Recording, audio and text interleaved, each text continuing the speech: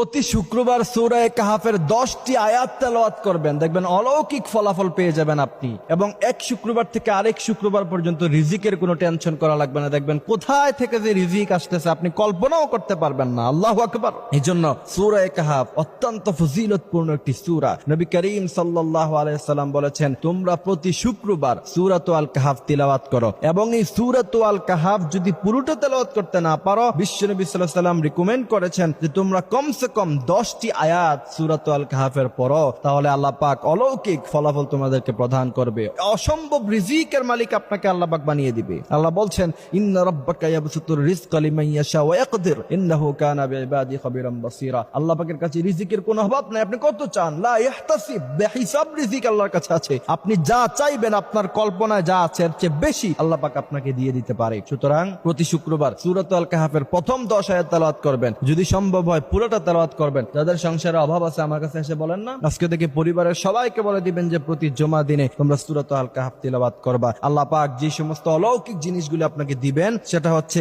এক শুক্রবার থেকে আরেক শুক্রবারের মধ্যখানে যদি দাজ্জালের আবির্ভাব হয়, আপনি দাজ্জালের ফিতনায় পড়বেন না। দাজ্জালের ফিতনা থেকে আল্লাহ পাক আপনাকে বাঁচাইয়া দিবে। এবং এই এক সপ্তাহ আল্লাহ পাক আপনাকে রিজিক দ্বারা ভরপুর করে দিবে। আপনার জন্য কিছু ফেরেশতা দেওয়া হবে যাতে করে আপনি কোনোদিন কখনো বিপদের মধ্যে না পড়ে যান। এরপরে আরেকটি ফজিলত হচ্ছে, ইমানের উপরে আপনি অটল থাকতে পারবেন। এবং এক শুক্রবার থেকে আরেক শুক্রবার পর্যন্ত পৃথিবীতে যত ফিতনা আসবে সমস্ত ফিতনা থেকে আল্লাহ পাক আপনাকে বাঁচাইয়া দিবে। সুবহানাল্লাহি ওয়া বিহামদিহি সুবহানাল্লাহিল আযীম। আজকে আমরা এই আমলগুলি জানি না বিধায় আমলগুলি আজকে আমরা করতে পারি না। আমরা শুক্রবার দিন আসলে স্টার জলসা নিয়ে বসে থাকি। শুক্রবার দিন আসলে কখন আমরা বিকালবেলা আমরা একটু ঘুরতে যাব, ফুচকা খাবো, সেই নিয়ে আমরা টেনশন করি। কিন্তু শুক্রবার দিন যে আমলের জন্য অত্যন্ত গুরুত্বপূর্ণ দিন, এটা আমাদের কল্পনাতেও আসে না। যেমন শুক্রবারে জুমার দিন রাসূল বলেন, কোন ব্যক্তি যদি আসরের নামাজের পরে এই দুরূদটা পড়তে পারে, আল্লাহুম্মা সাল্লি আলা মুহাম্মাদিন নাবিয়্যিল উম্মি ওয়া আলা আলিহি ওয়া সাল্লিম তাসলিমা, এই দুরূদটা যদি কোনো ব্যক্তি পড়তে পারে তাহলে আল্লাহ সুবহানাহু ওয়া তাআলা তাকে 80 বছরের গুনাহ মাফ করে দিবে। একটা মানুষ বাঁচে কতদিন মিয়া?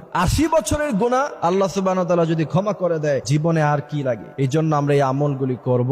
এবং শুক্রবার দিনের আরো বিভিন্ন যে আমলগুলি আছে, যারা পুরুষেরা আছেন, প্রথম আজানের পরে মসজিদে চলে আসবেন, সুন্দর করে গোসল করবেন, আতর লাগাবেন, ভালো কাপড় পরবেন। অনেক সময় দেখি যে সিরা কাপড় পরে লোকেরা মসজিদে আসে। আল্লাহ বলেন, ইয়া বানি আদম হে সান অফ আদম খুযু যিনাতাকুম ইনদা কুল্লি মসজিদ, তোমরা যখন মসজিদের মধ্যে প্রবেশ করবা অবশ্যই তোমরা সুন্দর পোশাক পরে প্রবেশ করবা। আজকে আমরা বিয়ে শাদীতে গেলে সুন্দর পোশাকের অভাব নাই। আজকে আমরা অনুষ্ঠানে গেলে, মুসলমানের অনুষ্ঠানে কি সুন্দর পোশাক, কত সুন্দর করে পরে তারপরে আমরা সেখানে অনুষ্ঠানে অংশগ্রহণ করি। আর মসজিদে আসার সময় একটা সিরা কাপড়, সিরা লুঙ্গি, একটা সিরা গেঞ্জি পরে চলে আসি। সুতরাং এই বিষয়গুলি আমাদেরকে খেয়াল রাখতে হবে। আল্লাহ পাক